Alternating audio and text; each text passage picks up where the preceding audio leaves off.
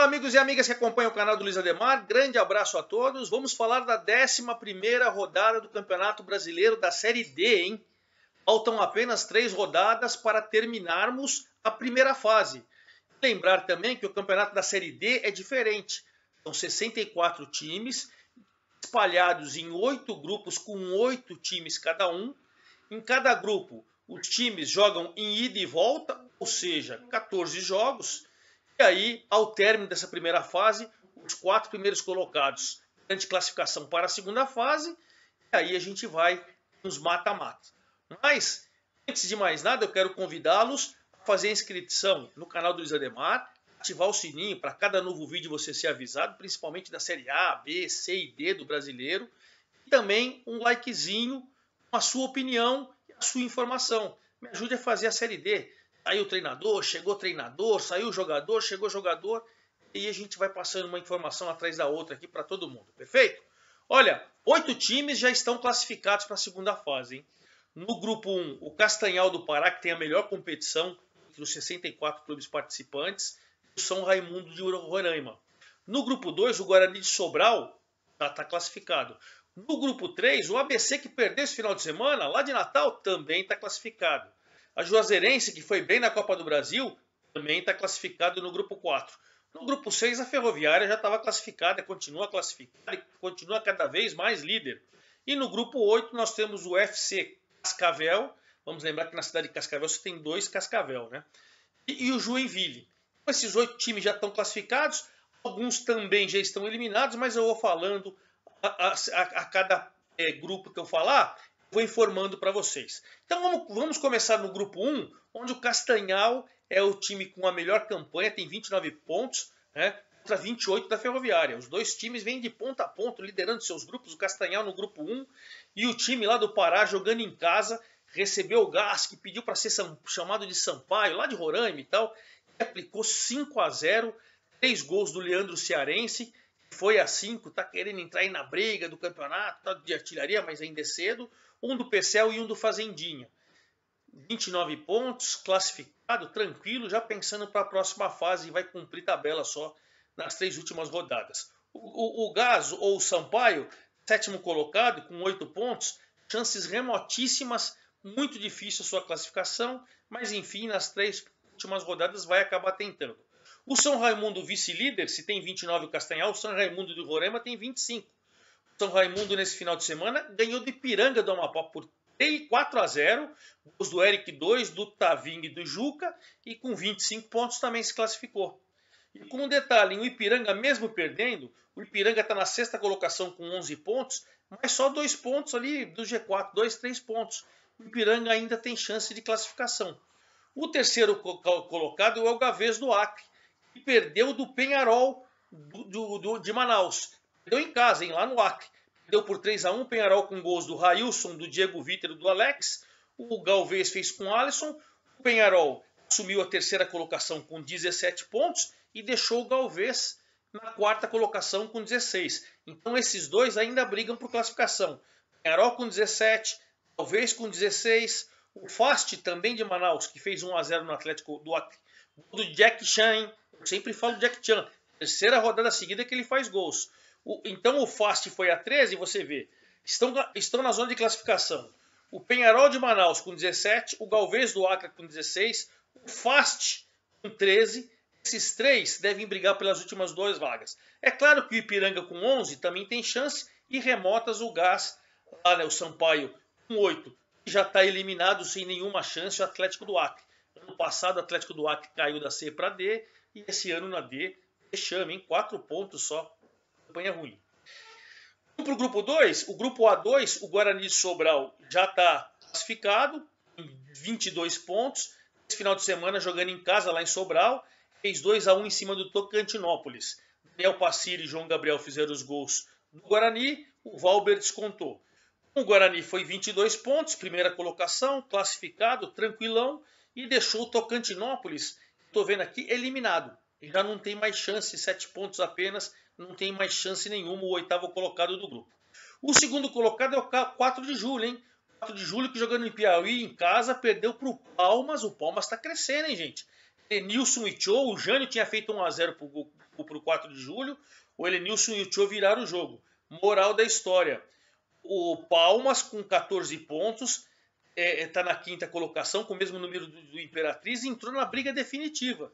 Apesar da derrota, o 4 de julho com 17 pontos continua na vice-liderança. Porque o terceiro colocado, o Moto Clube, que também perdeu na rodada. Perdeu do Paragominas por 4-1. O gol do Moto Clube foi o Ted Love. Paragominas com o Aleilson, o Franklin Douglas, o Dutra e o Ed Kleber. Fez 4-1. Moral da história, o Paragominas com 14 pontos, assim como o Palmas, entrou na briga da classificação. Você vê que você tem o Guarani com 22, daí você tem o 4 de julho com 17, o Moto, mesmo tomando essa saraivada em casa, com 15, e o Imperatriz. O Imperatriz que no duelo maranhense empatou com o Juventude. O Maranhão fez o gol do Imperatriz, o Edrian do Juventude, o Imperatriz quinto colocado com 15, e aí você deixou com todo mundo brigando. Você vê, o Juventude foi a 14. Então você tem, está classificado, o Guarani com 22, 4 de julho 17 segundo, Motoclube 15 terceiro, Imperatriz também 15 quarto. Aí você tem o sexto com 14, Paragominas, Palmas e Juventude. Então essa briga vai até a última rodada, hein? Promete, só o Guarani e Sobral que está tranquilão. Quem está tranquilão também é o ABC, classificado no grupo 3. Olha, está tão tranquilo que perdeu na rodada. Foi jogar no Ceará, o Atlético Cearense com o gol do Hércules fez 1-0 e olha, o Atlético Paranaense com esse resultado entrou no G4. Quarta posição com 14. O ABC com 22, classificado tranquilo. Mas vai prometer a briga também nessa rodada, hein? Está muito perto da classificação, assim como o seu rival ABC, é o América, que é o vice-líder agora com 21 pontos. Um ponto só atrás do ABC. O América, nesse final de semana, fez 4-2 no Caucaia do Ceará. O Vinho, 2, Esquerdinho e Patrick fizeram os gols do América. Vanderlan e José Wilker, nome de ator, hein? Fez os gols do Caucaia. Bom, o Caucaia com essa derrota praticamente eliminado, sem chance. O América vice-líder, 21, muito próximo da classificação, muito próximo mesmo. O terceiro colocado é o Campinense. O Campinense que ganhou do Central por 2-1, gols do Fábio Lima e do Juliano. O Pedro Maicon descontou para o Central. O Central com 8 pontos, lanterna, também sem chance de classificação. Já o Motoclube, o Campinense foi a 18 pontos, assumiu ali a terceira colocação, também caminhando para a classificação, e aí deixou a briga que promete, hein? Porque a gente tem o 13 e o Souza da Paraíba empataram 0-0 no clássico lá da Paraíba. E aí o que acontece? O Atlético Cearense sumiu a quarta colocação com 14 pontos, os mesmos 14 pontos do 13, e o Souza tem 13 pontos. Olha que esses três aí devem brigar por uma vaga. Dificilmente vão brigar por duas, porque o Campinense já está um pouquinho mais afastado. Mas a briga também está prometendo nesse A3. Já no grupo A4, a Juazeirense, hein, classificado, 23 pontos. Nesse final de semana empatou 3-3 com o Atlético da Bahia. O Emerson fez os 3 gols lá do Atlético da Bahia. E o Juazeirense foi com o Kesley, o Wendel e o Tauan. Fez um pontinho precioso em casa que se classificou. E deixou o Atlético da Bahia com esse resultado na quinta colocação com 14 pontos, ainda sonhando. O vice-líder, o Sergipe, empatou com o Muricy lá em Alagoas. Paulinho do Sergipe, Igor para o Muricy. O Sergipe, segunda colocação com 19 pontos, ali junto com o Itabaiana, e deixando o Muricy a lanterna e já eliminado. Quem está ali é o Itabaiana também na segunda colocação com os mesmos 19 do Sergipe. O Itabaiana fez 4-1 no Asa. Pedro Henrique, Ramon, Jacobini e Ila fizeram os gols do Itabaiana. O Asa tinha aberto o placar com o Zé Wilson. O Asa com 6 pontos está eliminado. O Itabaiana com 19 junto com o Sergipe estão brigando ali pela segunda e terceira colocações pela classificação. O quarto colocado continua sendo o Retrô. O Retrô empatou em casa, lá em Pernambuco, com gols do Diego para o Retrô e do Jones para o Bahia de Feira. O Retrô fica com 17 pontos na quarta colocação, abriu 3 do quinto, que é o Atlético da Bahia. E o Bahia de Feira com 12 pontos, está uma situação mais ou menos delicada. Então os mesmos que estavam no 4, Juazeirense, Itabaiana, Sergipe e Retrô, continuam ali no G4. Vamos para o grupo 5, onde aí sim a gente tem novidade ali no G4, hein? O grupo 5, a liderança é do Aparecidense, lá de Goiânia. O Aparecidense que fez o duelo Goiano, o Jaraguá. O Jaraguá, rapaz, é o último colocado com 4 pontos, mas empatou com o líder. O Aparecidense fez com o Alex Henrique, o Eduardo empatou com o Jaraguá.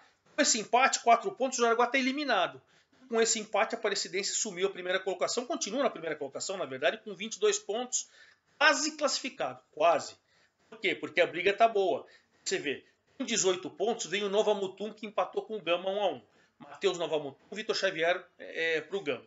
O Gama, pasmem, com 9 pontos, praticamente eliminado, quase sem chance nenhuma. O Nova Mutum foi a segunda colocação com 18 pontos, 4 a menos de um líder só. Uma situação tranquila.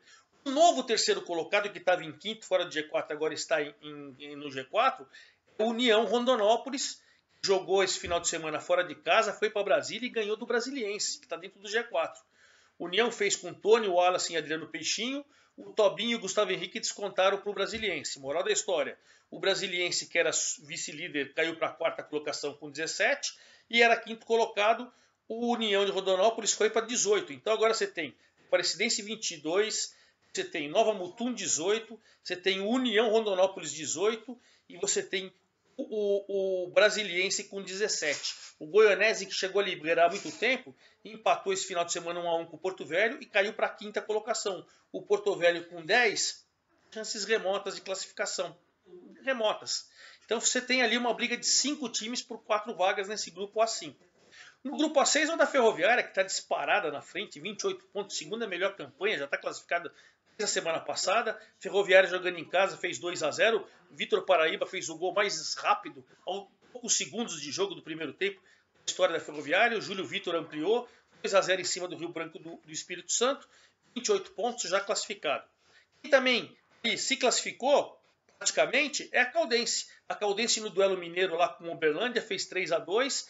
O Gabriel Santos, o Megueba, né?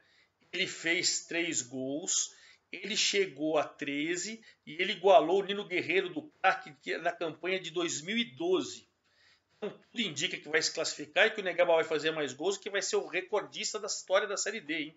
Então o Caldense fez 3-2, o Gabriel Santos fez 2 gols e foi a 13, é o artilheiro isolado da competição, e o Mariotto.